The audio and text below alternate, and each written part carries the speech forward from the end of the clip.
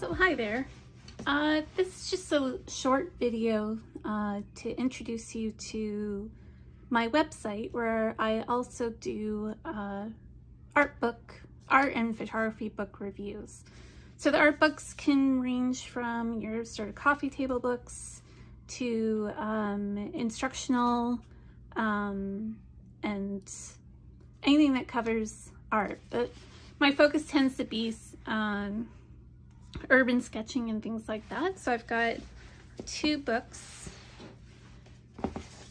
that I can recommend for that. This one is Urban Drawing by Phil Dean, and I follow him on Instagram, and I'll leave his Instagram handle at the bottom in the description. This book just goes through what he takes in his travel gear and how each can have different results through like a fountain pen, charcoal, brush pens, fine liners, and what have you. And just kind of guiding you through there. Some of this, some people are kind of afraid of sketching in public and they don't know if they're allowed to. What if someone comes up and talks to you? There's a little bit of guidance on that as well. And also loosening up, which is something that I'm constantly trying to do. I'm always happier with the result when I do. And just little 5-minute sketches, ideas, contour drawing, which is a really good one for people learning, and how to build up that scene that you have, how to measure out proportions and things like that for buildings.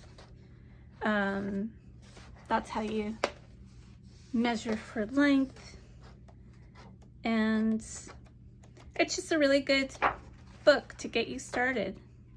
So it goes into more complex details,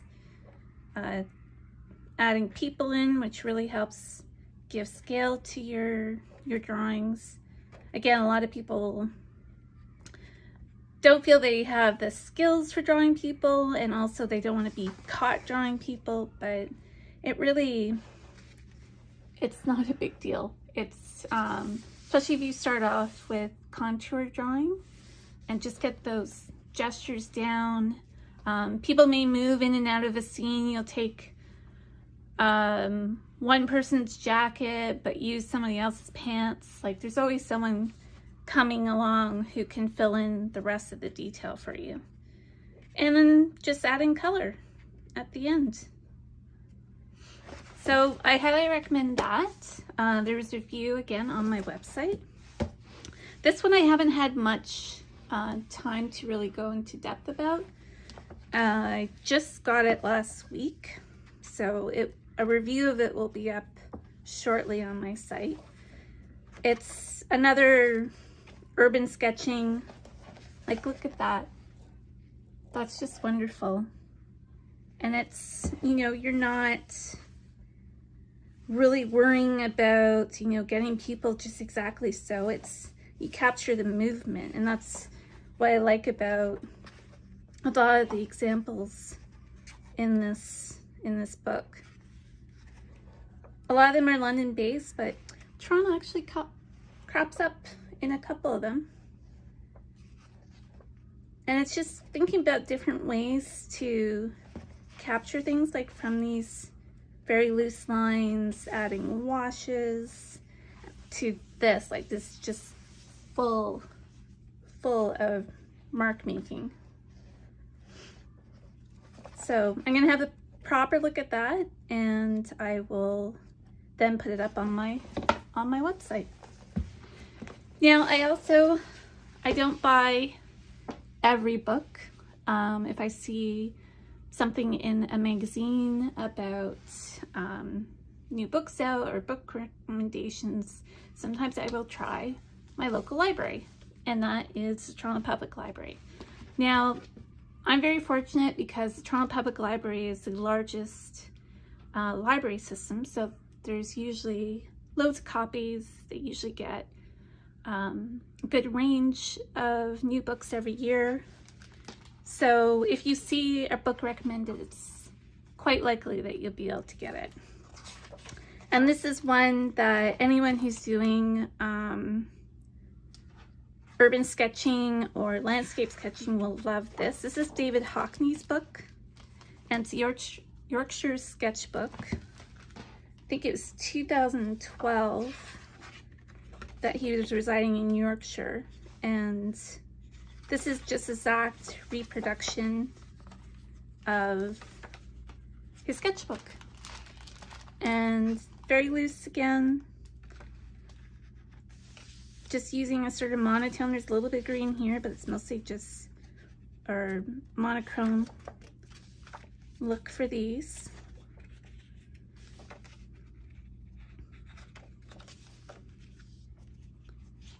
Again, it's just his interpretation of the scene before him, and a lot of it about mark making, adding to the scene as a whole. Like, look at that group of trees. He's not concentrating on getting the exact representation of these trees. It's really about the feeling, about the composition. There's a lot of more monochrome, but then there's also these with more color. And if you know David Hockney's work, his paintings and artwork are usually very colorful. But a lot of times you don't need that, especially your sketchbook should be your experimentation place, working things out, maybe doing a pre-sketch for a work that you'll later do in the studio, or not. Like, just make it about, I tend to use mine to make it about my journey in the city.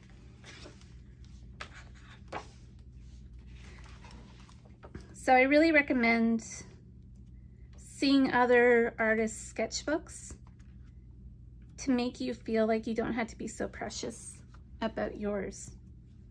And look, that's just sitting in a car park at maybe a supermarket or some big box store. Sometimes things don't work out, and that's okay. Like, oh my goodness, a blank page. That's okay. And that's that little book. Again, I'll have down below, I'll list all the books that I've shown, but I'll also have a link to my website where I have my book reviews. Now, there's two books for general sort of exploring media, tools, different approaches to things. And I got this book out of the library to begin with, but then I liked it so much that I went back, or I went and ordered it for myself, because it's a good, it lays out all the different types of things. There's sculpture, digital media in this book. It's not just the traditional paint. Again, with painting you have description of airbrushing and spray paint, non-traditional art paints, and then just focus on pens, pastels, printmaking, so intaglio, which I have done and I would love to do again.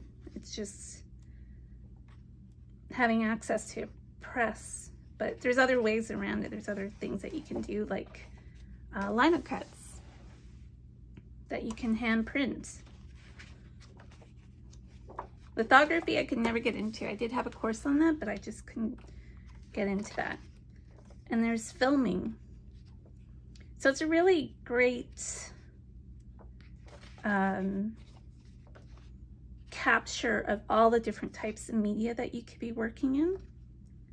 And the different tools that you would work with. Like there's software choices for digital Photoshop. There's Grayson Perry himself. And speaking of Grayson Perry, I have some book reviews for his books on my website too. So that's just a nice little book. It wasn't too expensive. I think I got it for less than $40. In a similar vein, but just focusing on painting, is this DK artists painting techniques. They have different ones. There's one for watercolor, I believe. Now, if anyone remembers the, what is it, Dorling Kinserly, the travel guides that they used to put out were so full of detail. Like you would have, before Google Earth or anything like that, you would have schematic drawings of inside museums and everything, and I just loved those books when I was a kid. This one goes into the same amount of detail. How to work outdoors, choosing your subject, choosing medium, different color theory, and warm and cool colors together, brushes, palette knives, the list goes on, and how to build up to a final painting too. How to capture mood. They dissect an artwork for each chapter. Gives you really good tips. And it's just a visually beautiful book, even if you weren't really into most of the media in here. And it does go through a lot of different media and mixing them, how to create a focal point. You can see where my bookmarks end up. For oil painting, explaining the fat over lean, how you're supposed to build up an oil painting. So if you're just starting out, or even if you're not, like I bought this and I've, been studying art for a very, very long time, I still found some really good tips, especially for things that I'm going into. I've never really did oil painting in school, so I really enjoy different things to think about when it comes to mark making for that and how to build up an oil. And that's that one. And then if any of you get the magazine Artist and Illustrator, Jake Spicer has been a contributor to that magazine. He does usually a series focusing on something. I think right now it's on pastel drawing, and they'll take you month by month examining the subject. These are his, he has other books, but I got the figure drawing, pretty weighty, and the You Will Be Able to Draw Faces by the End of This Book. And this one comes with a, or at least it did. I'm not sure where there's a book strap here for that one. And this is great. It has room for you to practice. It examines different aspects of the head, including neck and shoulders, which sometimes get forgotten about.